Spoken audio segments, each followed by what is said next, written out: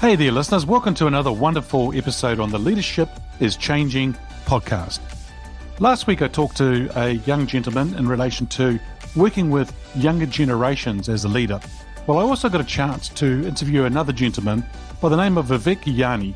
Now, he is a millennial specialist. He's a keynote speaker and author of two books, actually, Engaging Millennials, the 7 fundamentals to recruit, reward, and retain the largest generation in the workforce. The second book is the Empowering Millennials, the 5-step sequence to design a life of fun, freedom, and fortunes. He works with leaders to recruit, reward, and retain the multi-generational workforce. Now, he speaks around the world for many different organizations, and it was just great to have him on the episode and interview him about things. There was several things that we talked about, and one thing for you to think about or watch out for as we talk through was, of course, about leading across generations. But the other one was about embracing failure as part of success. Another one was, how do you manage your emotions, especially when you're facing crises or incidents? And then finally, another major area that I sort of picked up from him was connect and lead across multi-generations. It's a wonderful episode, a great interview with Vivek, awesome guy. And so, listeners, let's have a listen to the interview. Welcome to Leadership is Changing. Each week, we and our guests provide information and insights through exploring leading change. This is taking your leadership to another level by finding the balance between executive excellence and personal well-being through stories that inspire real change. It's time to adapt in our fast-moving world when leadership is changing with your host, Dennis Giannoutsas. Well, Vivek, I just wanted to welcome you to the Leadership is Changing podcast. Listeners, I have a wonderful guest. His name is Vivek Iyyani, and he's a millennial specialist. So a big warm welcome to you. Hi, Dennis. Thanks for having me. Awesome. Now, whereabouts in the world are you today? I am from sunny Singapore. Have you been here? Yeah, I used to go there about 4 or 5, 6 times a year in my global role, and actually looked at moving to Singapore at one stage. A wonderful place, great people. And if you haven't been there, listeners, I highly recommend going to Singapore. It's a wonderful, wonderful place. Yeah, and the people there are beautiful, and the food and the shopping is just great. So it's a great hub for around Asia Pacific, definitely. Now, Vivek, I've already given an introduction to the audience a little bit about you, but is there anything else you want to share with us about your background? Sure. So I am a millennial specialist and a speaker. What I do is I talk to organizations about how they can recruit, reward, and retain the younger generation in the workplace. I believe that leadership is changing, and the way we lead with the younger generation has to also change in order to really keep them longer, not keep them forever, but keep them longer than we are keeping them today. And that is only possible if we let go of leadership that's rooted in the past and embrace newer ways of leading. So what I do with organizations is I speak to engage with the employees. I do some consultation work with them around how they can come up with new strategies to really boost that employee engagement across all generations, including the younger generations as well. Fascinating. And I think you've written 2 books, and I'm going to get to those in a minute. But you just said something there before about keeping them longer, but maybe not for forever, because I agree. I don't think they stay there for much longer. But what is 1 or 2 things you think leaders should be thinking about when they're hiring millennials, when they're bringing millennials on board? How do they actually retain them? Yeah. So leaders should be really thinking about how can I serve them as a leader, right? I think that is one of the key things that maybe was not the key definition of leadership back then. It used to be a very command and control. How do I command and control my team members to get things done, right? Leadership, essentially, it's about how do you move people to get things done effectively, right? Without having to really be the one doing it yourself. You get people to do it for you. And that's where I believe that if you want to really get millennials moving as fast as possible to the highest potential, then you got to start asking, what can I be doing differently with this group so that they feel motivated and inspired to go above and beyond. The problem I notice, or the challenge, is that a lot of leaders cannot connect with the mindsets that the younger generation have, the behaviors that they display. And it kind of also is a confirmation bias of the stereotypes that we do see in the media. The media, of course, paints a very extreme picture. Either they are very good or they're very bad, right? And you will fall into either camps based on your personal experiences. But I think it is the role of the leader to be the first to adapt if they want to see the change. And that's where I talk about all of these things, to organizations. It's the leader's responsibility to effect change. So they have to be the ones to change themselves first. And that's why leadership is changing is such a key theme, I think, for all leaders today. Okay, so leaders need to change first and adapt to be able to connect with the mindset of the actual millennial. So how do they connect? What can they do to connect with the mindset of a millennial? Well, the first thing is to have this mindset of experimentation, because the young people, they come in with a lot of energy, they come in with a lot of ideas, they come in with new ways of doing things. So they love innovation, they love to try different things. And the moment someone says, hey, maybe, let's keep that idea aside, or instead of saying like, I don't think you've really thought this through, right? Having open experimental mindset to say, hey, I'm actually open to exploring that. Let's try it out. Let's see what we can get out of it. It may fail, but at least they don't get knocked down. They don't feel like their voices are not listened to, right? The young people, they feel like when they have a leader who's listening to them, they want to contribute more. But what we are seeing today is a lot of leaders don't want to take up the risk of failure, and we are not embracing failure as a part of success. So what we do is, okay, maybe you stay here for a few years before you tell me how to do my job, right? So that's the kind of feedback that they get. And then what then happens is they stop contributing. They go into what we call quiet quitting. Okay, you're not gonna take in my ideas, and I'm just gonna do what's basic and what's necessary. I know I'm still gonna get paid anyway. There's no point for me to go over, above, and beyond, because my leader isn't listening to me, and I don't feel heard, and I don't feel like contributing. So we actually need leaders to really have that open mindset to listen and have that dialogue. And instead of just saying no, maybe even explain why. And that way, at least, they can build a relationship. The original way of don't do it, cancel, no go, it doesn't build a relationship. It, in fact, makes them question, why didn't my leader hear me out? Why wasn't my ideas taken into consideration? Why do I need to wait 5 years to contribute an idea? Right. So all of these things are, I believe, a lack of experimental mindset. Yeah, I think by saying all those kind of no's, it's just like they're putting roadblocks up in front of them.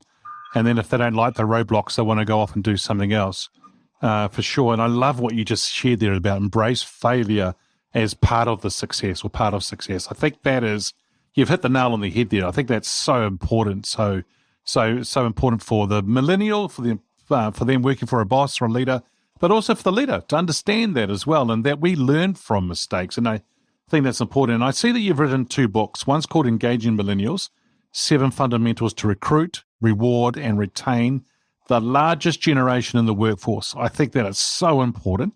The second one is Empowering Millennials, the 5-step sequence to design a life of fun, freedom, and fortune. I see what you've done there. You've done the R's in the first book, and you've done the F's in the second book. I see what you've done there. Yeah, so that's pretty cool. I like what you say there about the recruit, reward, and retain that multi-generational workforce, because I think it's really important. That's one is to attract them, but then it's also to retain, as we're saying, which is really important. And the other one piece you said is about the reward. What do we mean by the reward? Well, you see, the kind of rewards, the benefits we see in organizations have always been a one-size-fits-all, right? You get your insurance, you get your dental, right? You get your very basic stuff. But do you know that there are so many organizations, especially these startups, that are offering a lot more benefits that are very appealing to the younger generation because they have more options. So instead of a one-size-fits-all, because these benefits, I think they became a lot more popular as the baby boomers entered the workforce. Right, I'm going to, on top of its salary, I'm also going to give you this, this, and this. But we never really innovated in that space. So how can we do that? How can we give more benefits that are varied. So a 20-year-old or a 21-year-old won't be so interested in insurance as opposed to someone who's probably closer to retirement in his 50s, late 50s, right? And 60s. But we don't offer something for the 20-year-old. So in Alibaba, actually, they have this benefit of, if you're single, we actually do matchmaking for all the singles within the organization. It is one way to keep our family stronger together. So the committee, of course, gets these names of the singles, put them up on a board, and they do some matching. And if they actually marry, that's also been rumored that, Jack Ma has also attended some of these weddings before, because it is one of those things in their culture, right? And that's very relevant for someone who's single in their 20s, 30s, or maybe even their 40s, right? But that is something unique. We've had other organizations that bring in health coaches into the workplace, where they say, you guys are sitting on the computer all day long, so we're going to change that up a bit. And what we're going to do is we're going to make sure you attend these exercise sessions. That's, super easy. They come to the office, you have a workout, you get a shower, and then you get back to work, right? It's not always an 8 to 5, sit down and work productively, right? It is actually very different. We've even had some startup CEOs give up a challenge for people to say that if you actually hit certain health goals, you get an extra salary, unlimited leave, right? So many different ways to engage with the younger generation by offering different benefits that will really excite and bring out the best in them. Wow, that is so cool. Wished I had that when I was a graduate and a young guy. First of all, I think it's helping remove a lot of the barriers, a lot of the objections or the excuses, right? So one is the matchmaking is one thing, but also bringing in the health coaches, getting them to exercise. It's getting rid of those excuses. Oh, I'm too busy. I've got a deadline and all that kind of good stuff. So yeah, it's really good to see. Alrighty, that's very good. Vivek, next question for you here is, how did you get into leadership? Well, my whole entrance into leadership happened when I was 18 years old. I was enrolled into the national service in Singapore. We have to serve 2 years in the army, and I went through the basic military training, and that's where I discovered that I would really enjoy working with more people and leading them. And, they gave us these missions. So that started my leadership streak. I got selected into the leadership school from there on, and then I was posted back into the basic military training school as an instructor, right? So that actually started my journey. And from there, I started realizing the important role of leaders. How do you motivate them? How do you engage with them? How do you make them feel listened to? And also that was when I actually found the kind of leader that I also aspire to be. So, there's this sergeant that I had. His name was Sergeant James, and I still stay in touch with him on Facebook, right? He is the only sergeant in our entire company. We have about, I think, 4 platoons, and we have about 16 sergeants. He was the only sergeant who never raised his voice, and yet he knew how to discipline his men when required and get them to be very motivated. Everyone wanted to be under his leadership because he knew how to manage himself and manage the people under him. And I that was mind blowing. I never knew, because what we see as recruits and as trainees is that everyone shouting, screaming, it is abusive, right? The type of leadership we saw was toxic, right? But that's kind of expected in an army environment. But here I saw someone who went completely comfortable in not raising his voice, and yet being able to get his team to perform really well. In fact, the people in his team wanted to make him proud. That's how much we really loved our leader.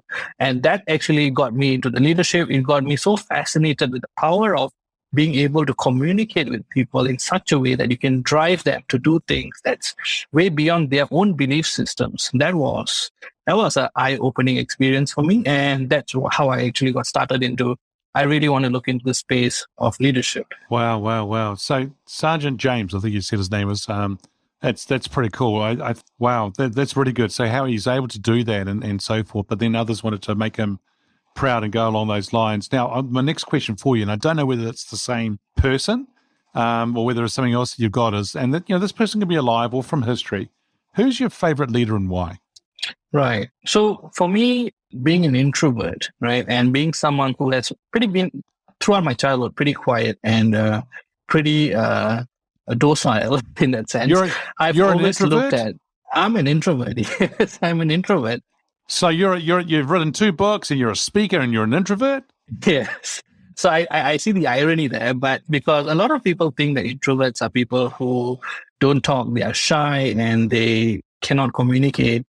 But I think introversion is more about energy, right? Introversion, we can also be at a networking event. We can be flamboyant, we can raise our voices, but at the end of the event, our battery is flat, right? And we need to go back into the room. We need to rest. We need some solitude to re-energize ourselves. Extroverts, no, they gain energy from the people, from the audience, and they love talking to people. Introverts, I think the difference is in terms of the communication we have. We really think about what we want to say before we answer any questions. Extroverts, they think as they speak, right? So there's of course a lot of differences in this space. But for me, I was never the extrovert. I was never the loud voice. I was very quiet. And I looked around to, okay, who are the kind of role models? So I mentioned Sergeant James. Yes, he definitely fit into I guess, different archetypes. He fit into one of the archetypes of a leader.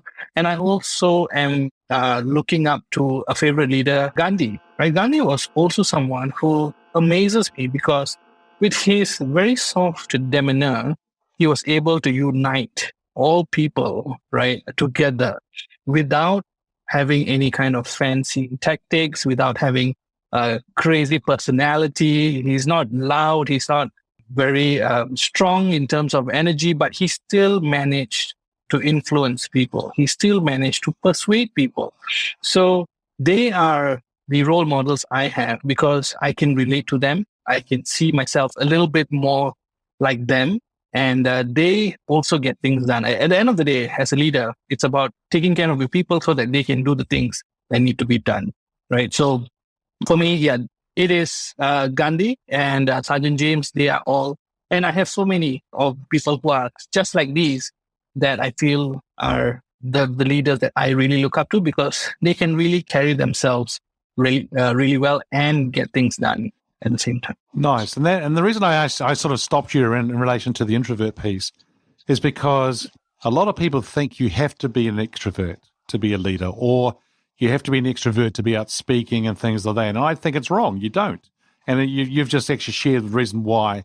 And I think it's wonderful to hear this because for those listeners who are introverts right now, who are probably thinking about this, oh, maybe I can look at things differently. Maybe I can do that.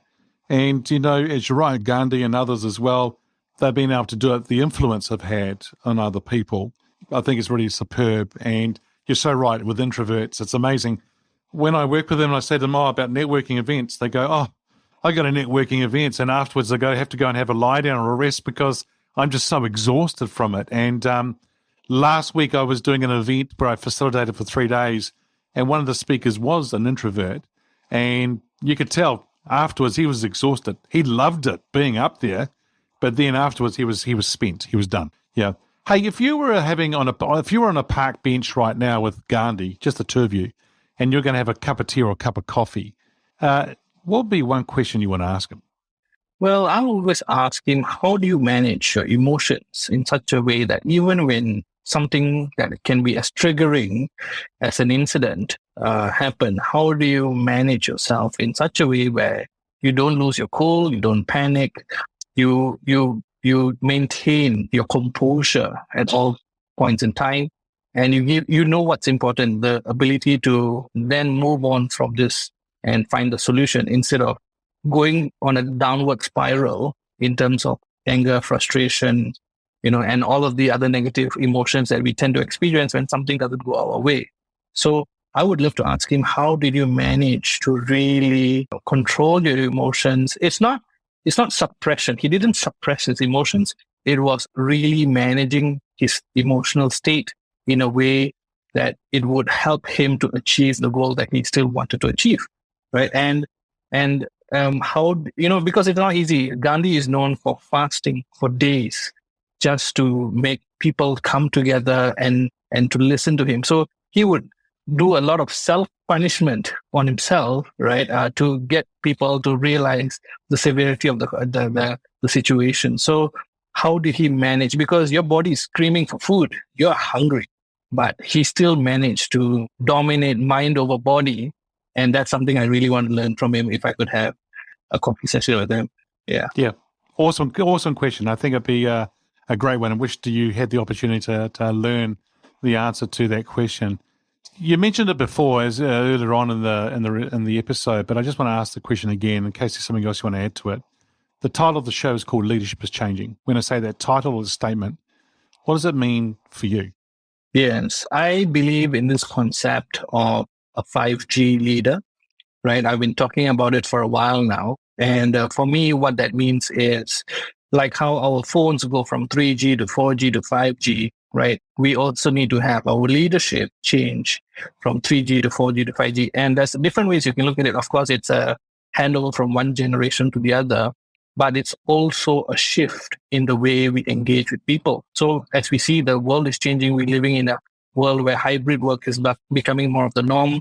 Dealing with people, engaging with people virtually is becoming more and more common these days, right? And along with that, right, mindsets have to change. So the mindset that everyone has to come into the office to clock in the 9 to 5 is an old school concept. It worked in the past, but it will not be as effective in the future. And that's a switch of going from a 4G or 3G into a 5G leadership. The next thing we notice is that the younger ones, the younger millennials and Gen Zs who are showcasing leadership potential, they have an advantage. They are the digital natives. They understand technology a lot faster and they are less anxious about technology, which means they are also the ones who are able to be more productive and get things done at work, which may mean that they may end up in positions where they need to lead and manage people across different countries. And in that kind of a position, they may actually have people who are senior to them working under them, right? Never in the world have we seen, as much younger leaders are managing older employees, right? So the 5G leader is going to be someone who has to be able to connect with people across generations. So you have to be able to connect with the baby boomers, the Gen Xs, the millennials and the Gen Zs. And as opposed to last time when the baby boomers, you just have to manage the Gen X and the millennials,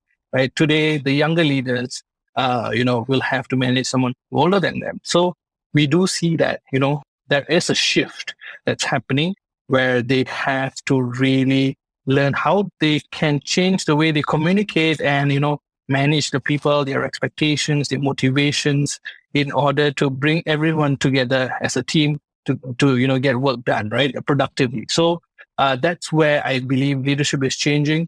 We are seeing that, as the world becomes a lot more diverse, right, we are working across cultures and across generations today. So a 5G leader is someone who has to be able to, unlearn and relearn everything as the times change. So someone who can really adapt really quickly is one of the key things that I believe it's a definition of leadership is changing.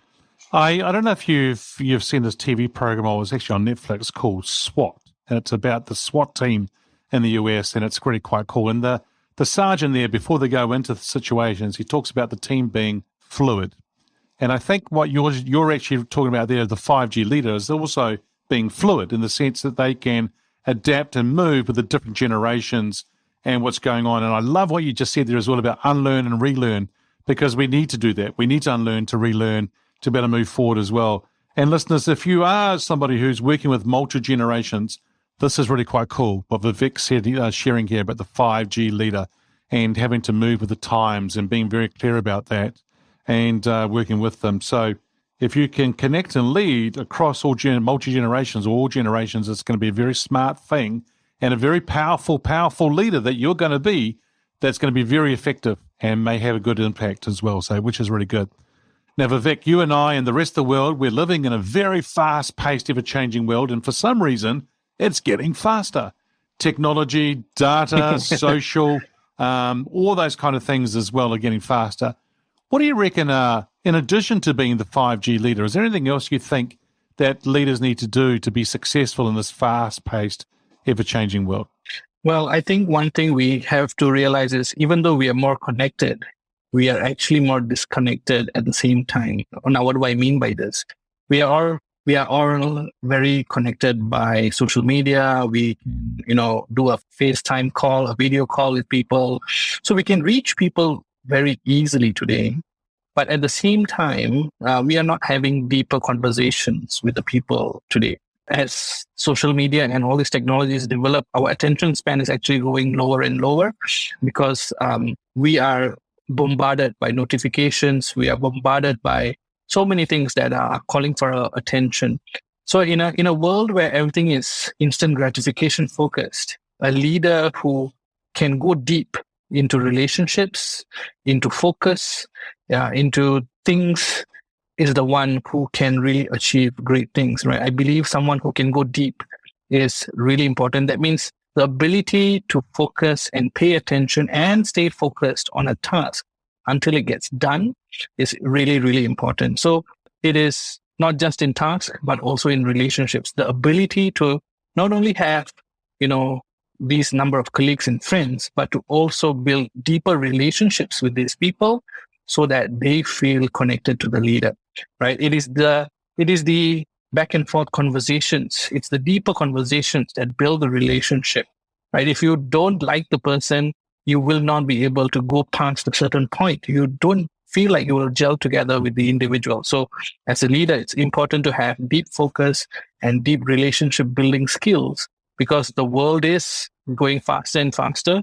We are getting more and more impatient as the convenience of things become a lot more easier. So the leader who can really focus and pay attention is the one that will really succeed in this fast-paced world. Yeah, we are. And it is fast-paced and people are impatient. They do want things quicker. I know even for some of my listeners are like, when's the next episode? Come on. And I'm like, whoa. So it's really amazing. Now, tell me something. You and I have been talking about leadership in general. We've been talking about the actual individual leaders as well. Let's change lenses now. Let's start talking a little bit more about the employee's perspective. How has the employees' expectations of leaders changed of late? Yeah, I think now, especially with the younger generation, growing up with parents who were a lot more of a parent, right? They were a lot more friendlier, a lot more consultative. Back then, children were meant to be seen, not heard. That's the common saying that we have, right? But today, and I think even from the baby boomers, as they become parents, they decided they want to be a lot more closer to children. So they treated millennials a lot more differently from how they were treated. In fact, I think a lot of the leaders today will say, if I treated my people in my team the way my boss treated me, I think they would leave because the leadership style is so different.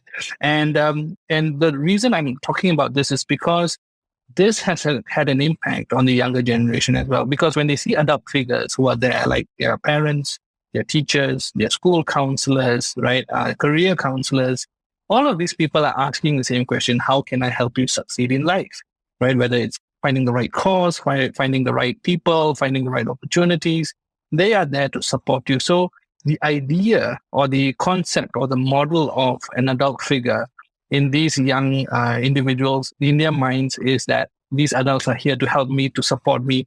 Basically, if I'm trying to ride a bicycle, they are my support until I learn how to balance myself.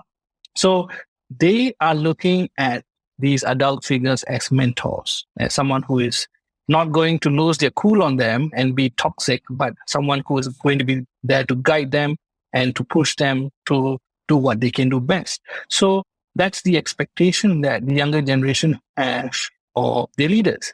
However, when they go into a workplace where nobody cares about you, you are thrown into the waters and you have to learn how to swim. And when leaders don't communicate exactly what they expect out of their team members, and they also do not know how to clarify without upsetting their leader, then it becomes a challenge for them. And that relationship, it starts to strain because the expectations are not met on both sides. So that's where I believe that, in the future, we're going to see more and more coaches come about who can ask questions, who can lead them to find their own answers, as opposed to being directive, a very command and control approach, very do as I say, my way, the highway.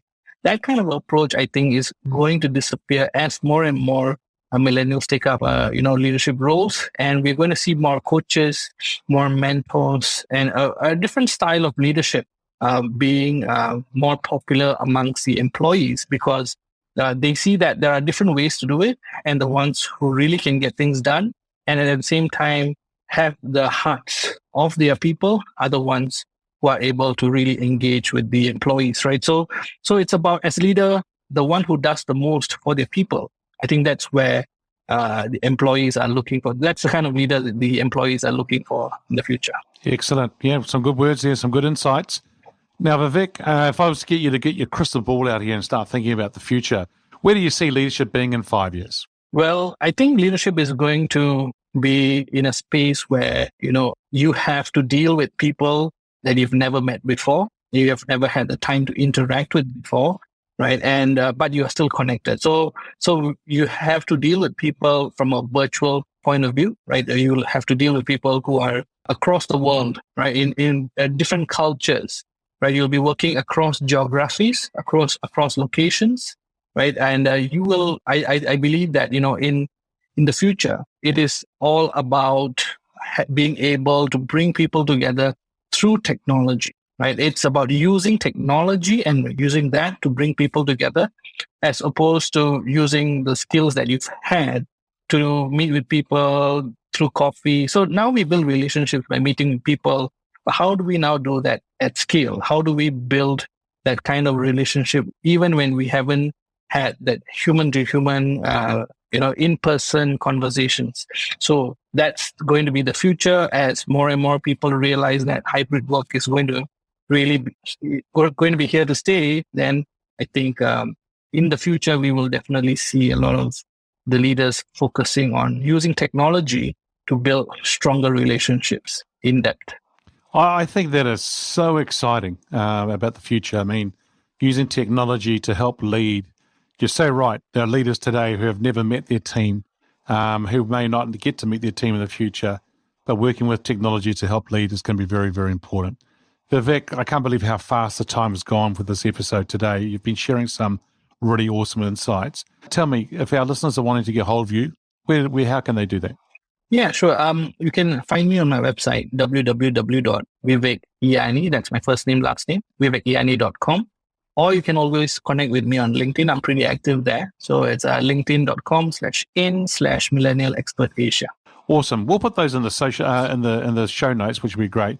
Vivek, once again, thank you so much for being on the show today. It's been a real pleasure talking to you. Thank you, Dennis. You've asked really wonderful questions, and I'm so happy to be able to share some of those answers with you. And thank you for having me. Awesome. There you go, listeners. Another wonderful episode on the Leadership is Changing podcast. Thanks for joining us. Until next time, bye for now. Thank you for listening to this episode of Leadership is Changing with your host, Dennis Giannoutsas. Each week, we and our guests provide information and insights through exploring leading change, inspiring executives and leaders to adapt and lead a bigger game in a fast-moving world.